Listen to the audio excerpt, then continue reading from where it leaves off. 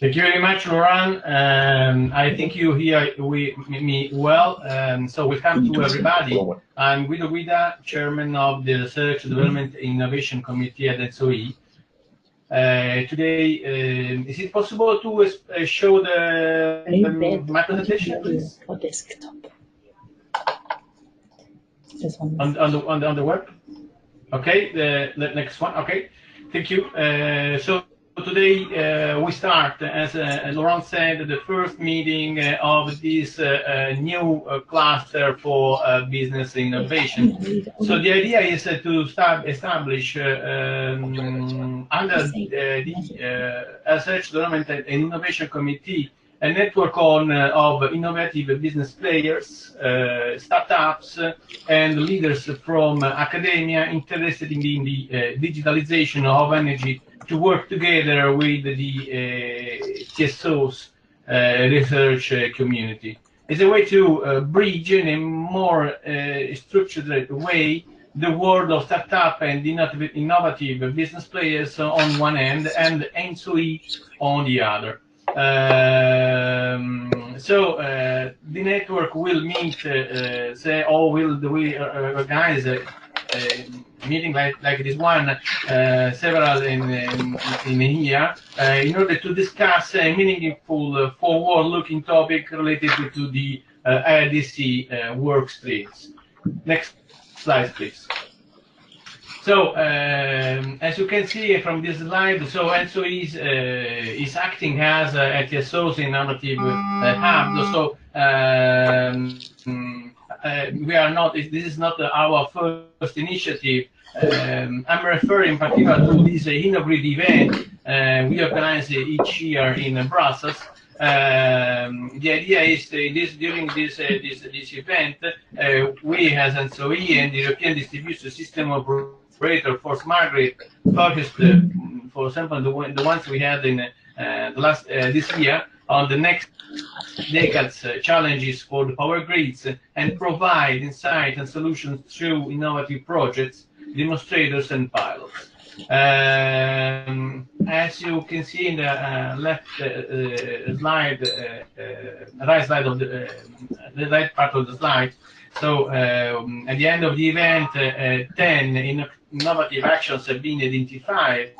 In particular, I'm referring to the ones related to the facilitation of the integration of new solutions into the energy system.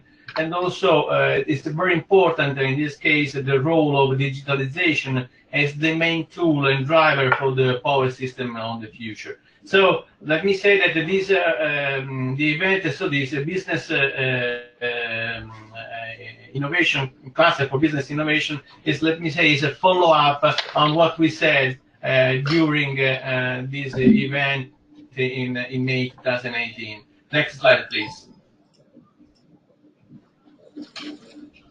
Here you have a description of an overview of the activities of our committee.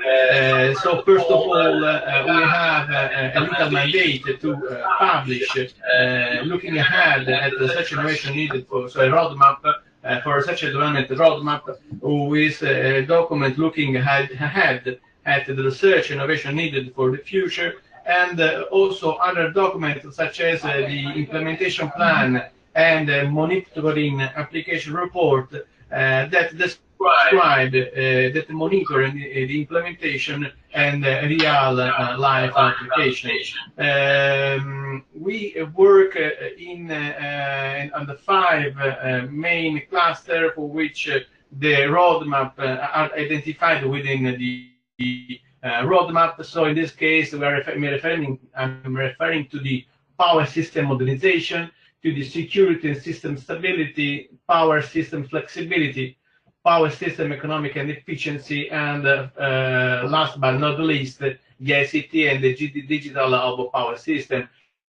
We work in these topics, but not only in order to share the knowledge among TSOs, to also start new projects, understand what are the more interesting points for innovation, and start new projects. but our role is also to work together with the other committees operating within ENTSO-E. I'm referring to, in particular, to the System Development Committee, the System Operation, and the Market Committee. We also work together with also the at European level with the platform ETIPSnet, platform coordinated by European Commission and TSOs, DSOs, academias and research institutes. And here we are working to set up the vision for the year 2050. But also with the other TSOs, we worked in order to answer to the funded project, for the project financed by the European Commission. Next slide, please.